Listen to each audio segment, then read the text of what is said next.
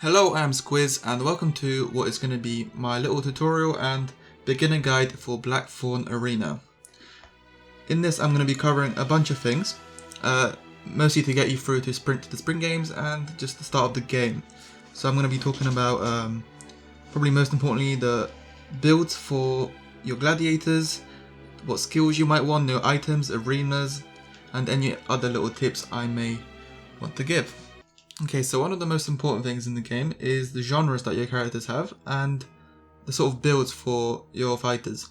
Now when you start the game, usually, you get two random fighters, which, well, you have to get lucky to get a good one, but what you can do, you can go to the role library and you can actually make your own ones and you can choose what genres they have. So I've already made two beforehand, but I'm just going to make new ones here.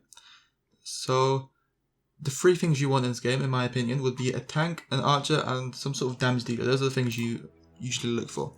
So what I'm going to do, I'm going to make a tank, as they are usually the most specific ones. So you need to make a dwarf, as dwarves are they're ideal for tanks. They get a bonus to defense and the weight. And let's see, I want to give them a commander outfit. So the attributes. So the two that you want is, you want the commander and you want a defender. So those are the two ideal ones. And you want him to be using a shield. So I'm just going to roll on here, there you go, until I get a shield. And actually I got a pretty decent one, actually got a high strength value, which is pretty good. So I'm not going to change his look, but that's what you want for a tank. Okay, and now the second one that I'm going to want is, I'm going to want an archer. So let me just call this guy an archer. And the one I want for this is an elf. Elves get a bonus to speed. And they're usually the good choice for archers. Humans are also quite good, but I prefer elf. And I think I'm going to go for a ranger here. Alright. Now, the ideal build for an archer would be, you absolutely need marksman. That's the most important one. But then the other one that you need, well, is good, is rogue. You could also go for ranger. They're both quite good, but this one, in my opinion, is better. And then you should roll the skills until you get a ranged skill. So this might take a few times. There you go. And yeah, the stats aren't bad. You can always reroll, try to get a ranged stat again, and maybe with different attributes, but I think this will do. So now that I've got my two initial fighters, the tank and the archer, I can begin. So start a new game here on senior, it's fine.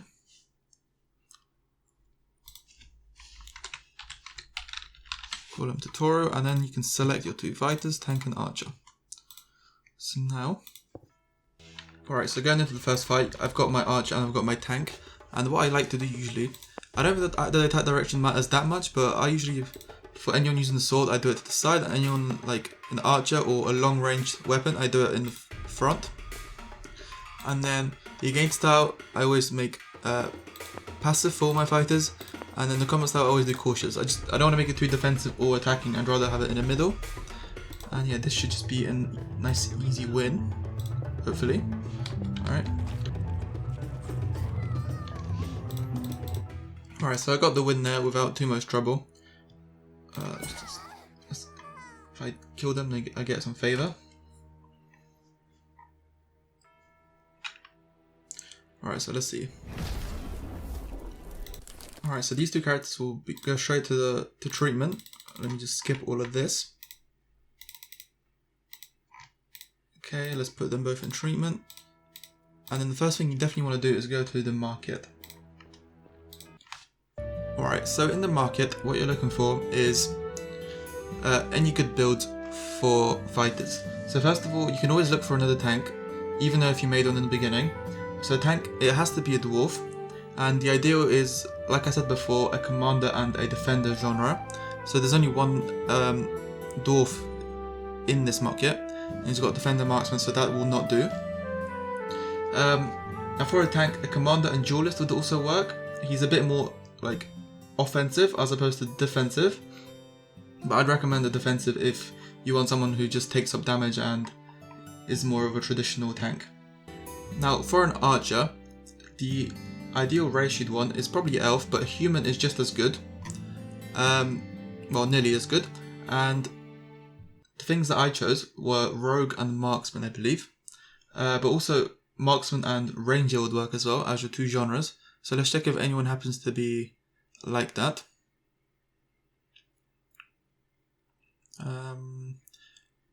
No one matches that description, unfortunately. Now you can get some other ones. For example, marksman commander could be quite decent as well. But I'd recommend the two that I said beforehand. So here I actually went to a different market, as there are 3 to choose from. And this market happens to have a very good dwarf. Here, Georgina, commander, defender, dwarf, perfect. And she's already got a point in shield, which is exactly what you want. So if you see this, I would definitely go and buy that. Now, other than that, I didn't see any potential options. And other than tank and archer, what you need is some sort of damage dealer. Alright, so I've just quickly made a new game with 2 new characters that I made myself, who I believe are good for damage dealers, and I'll show you what builds they have. So first of all, this Berserker Gladiator. Now he would be good in my opinion for either 2-hand or pole arms, and he has Gladiator Berserker. I feel like that's a pretty good combination for him. And then I tried on for a one-handed person. Now one-handed person, they definitely need duelist, and I would say Gladiator is a good option for the second genre. Now when picking these genres, I'd always recommend having one of Gladiator, Defender or Rogue, as those 3 genres, they offer armor reduction within their classes. So if I show you, so Gladiator here, it offers medium armor expert, so reduces the burden of all medium armors to 20%, and obviously more than 20% when you improve that. And all 3 of those classes do that. Now I have opted for humans for both of these classes, although I guess you could use a Bruteman, especially for the Berserker class, but it's not as good, I think. And also you could also potentially use a Dwarf, so you can have heavy armor on them, but I think humans work very well for them. Also humans get some additional stat points, which is pretty cool.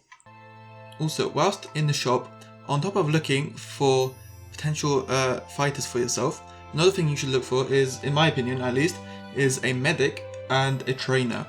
So if you look at the characters, so he doesn't actually have any, but here at the bottom above the genres he has Torturer and Forge, so those are his skills that he has. So let's see if anyone has, there you go, medical 3, which is pretty good, although this person's resistant, so I wouldn't buy that. Coach 1, medic 1, okay, that's decent. Let's see, medic 1 also, coach 2. So you want a high level in coach, so I think 2 is good enough. And you can go to the other shops and look for a high medic, but I think I'm just going to take this one, because I just want to do this quickly for a tutorial. There you go. And the other thing you'd want to do whilst in the shop for the first time is look at weapons and armor. So you don't have that much money, and it's quite hard to make money at the very beginning of the game, so I wouldn't go for all these blue items. I would just go for white weapons and armor for your 2 fighters, your starting fighters, and anyone that you've bought, as they're already better than most of the gear that you're gonna have starting off. So actually, especially with the ones that you bought, because they just get slave stuff. So yeah, I'd go ahead and buy some weapons for your archers, for your fighters. So for example, if I've got a 2-handed person, I might buy a greatsword and then a sword, because I've got a 1-handed person, which doesn't happen to be here. And you can buy like 1 or 2 green items, but usually at the beginning of the game white is enough. Same with armor. And also you might want to consider buying light armor, as at the start of the game your characters will not be as strong and they probably can't carry as much. But yeah, just buy as much as you need for however many characters you have at the beginning. So yeah, as soon as you've bought your medic and your trainer, you want to put them in, and as they level up, you'll see that the time it takes for people to be treated is so much quicker, and when he levels up, the experience they gain is so much higher, and also they pretty much never get injured, as their injury chances goes down to nearly 0 after a while. Next up, I would like to show you some of the skills that you might want to invest in, to start with for all your characters. So let's start with this tank. So the thing you want to start with a tank is, let's see, his commander skills. So what you want to do, you want to put 1 point in commander, and then you want to max out first aid. And of course I can't do this yet, I have to level up my tank. But once you do level up your tank, then you can do that and get first aid. And then that will heal your character. I think it's like every 20 seconds this thing... no, every 25 seconds this recharges. After you've done that, you want to go to your defender tree. And what you should do is you want to max the defender so you get some nice resistances. Next up, I would max heavy armor expert. That would allow him to carry much heavier armor and just take so much more damage, be a great tank. Then after maxing these two, I would then go to weapon and then to his shield. Where is that? That's here. Now at this point I would probably put most of my potential points into shield, as you do want to max this out and get shield master as quickly as you can, but along the way there's a bunch of these things, these skills that you will want to get. So I'd recommend getting shield strike. So it does some damage, but also the most importantly it stuns targets for 2 seconds when it hits, which is a great little thing. Next up, you definitely want to get shield wall. It's a state that you can activate every 5 seconds in the game. It increases your block rate and block angle, which is great, especially for the tank. Okay, next up, you definitely want expert blocker. Reduces stamina cost by 10% when blocking and more than 10% later when you level this up more than once. Next up, you want to get knock shield. You probably don't need to put all 3 points into this straight away. 1 will do. So what this will do, so if you read it, force the enemies around to attack you. So that makes the enemies attack the tank instead of your other characters, which is what a tank is made for, so that's amazing. Next up, definitely stone line. It should say stone line, not stone like, but oh well. Increases tenacity by 30%. Amazing skill. And the last one I would get for the tank is probably jump slash. So he can jump forward to a position and deal some damage. But what this can be used alongside with knock shield, so you can jump in front of all your other fighters and knock your shield, and then everyone will be focused on the tank instead of everyone else. And then after that, you can just go for the shield master. Now, when it comes to items for your tank, you definitely want to have things that increase your block chance, your block rate, block angle maybe, and things that increase your endurance as well. So those are usually some armor pieces. And then after that point, that's pretty much the early game completed. After that point, it's all about your preference. So you can go through all of these, and there are some that will increase stats of other characters or this character when there's other characters, and yeah, that's just, at that point it's all preference. Next up, I'm going to talk about the archer a bit. So the thing you should know about the archer is scout posture is amazing, as it can increase damage when accuracy is higher. So what you want to do is increase your accuracy on your archer as much as possible. So the first thing I would do, I'll just put probably 1 point into marksman and then 3 points into scout posture, as you want to be using scout posture all the time. After that, you're going to want to go to your range skill and level this up pretty much until it's maxed out. And along the way, you're going to want to get a lot of these abilities. So I would personally get Disabling Shot. Especially for 1v1 scenarios, this is amazing for your archers, as it can really slow down your opponent, and then you can run away from your opponent and then fire from a distance. This is great for 1v1s mostly. Next up, you definitely want to get Falcon Eye. So as you can see, it increases accuracy and crit chance. Now, as I said earlier, increasing accuracy is great because it gives so much more damage when using scout posture. After this, I'd actually go and switch to marksman again, and I would then get jumping arrow, as jumping arrow is a great little skill that can hit multiple targets. After jumping arrow, I would go back to the range weapons and just max this out, and I'd get a few things along the way. I would get probably all the passive abilities, so like this one, penetrating missile, and then I'd also go for Death Zone, as that's a very good ability that can deal a lot of damage. After this point, you should get the range weapon master, and then you can go back to your genre skills, and you can start working on some of the rogue abilities. Now in rogue abilities, I'd probably focus the passive skills first. So I'd get all 3 points in rogue, I'd get surprise attack, and I'd get cunning probably. After that point, it's all just preference, but at that point, you should be probably past the spring games, and that's no longer early game. Now when it comes to equipment for your archers, it's probably best to get something that increases accuracy, maybe some agility or precision. That would be quite good for an archer.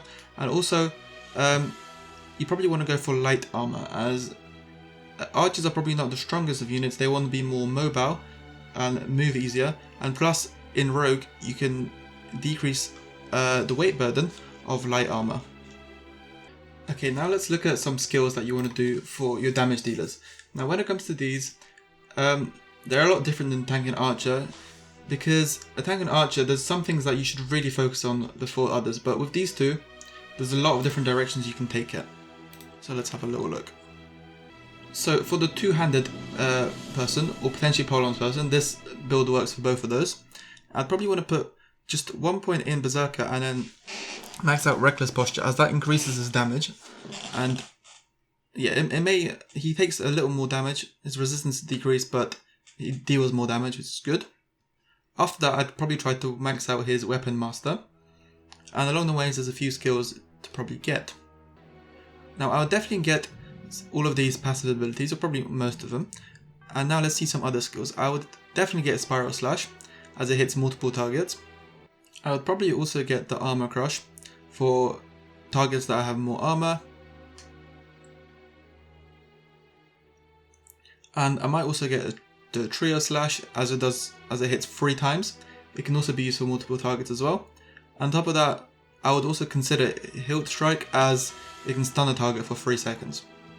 Now when it comes to his genre skills, I would definitely get a lot of the passive abilities for both Gladiator and Berserker.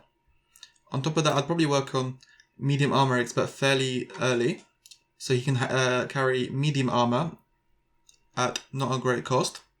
And also I would consider Kickdown, as it can kick down an enemy. This is especially great when combining this Gladiator with an Archer. Now the other skills I think are a bit more preference based, but by the time you've done all the skills I mentioned, you'll probably be in the spring games or further already.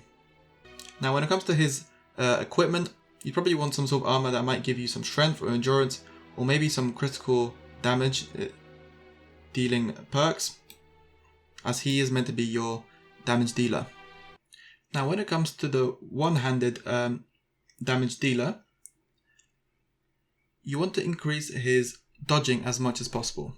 So you might consider getting 1 point in Duelist and maybe going for advanced dodge. And after that point I would work on his one-handed skills. So I definitely put a lot of points into this until you max this out, and along the way get some skills. Tentative Attack is probably a good early skill to have, to just deal some damage. I'd probably get most of these passive abilities along the way. I would also definitely get this Incise, as it can cause the target to bleed and also hits multiple times. And potentially maybe the Gale combo, as it hits multiple times and it can probably hit multiple targets. After that point, you might want to just work on some skills for the genre, probably his passive ones, especially the Medium Armor Expert, so you can have medium armor just like the other fighter. And just like the previous fighter, Kickdown will be a great ability. So as I've already mentioned, you want medium armor on him. Maybe something to increase his agility and precision, and maybe something to increase his dodging chance. Now of course I've shown you one character of 4 different builds, but in your game you might want to have more than one of certain characters. For example, I usually go, if I'm using a 4-person team, I have 2 archers on the team, a tank and a damage dealer. So yeah, especially archers, I think I would buy more than one. Now probably the last thing I'm going to mention is picking the right fight for your gladiators. So first of all, the first few arenas will be blocked for you, as you don't have enough influence. But apart from that, there's a few types of fighting. So there's exhibition and tag fight. So exhibition, let's see this.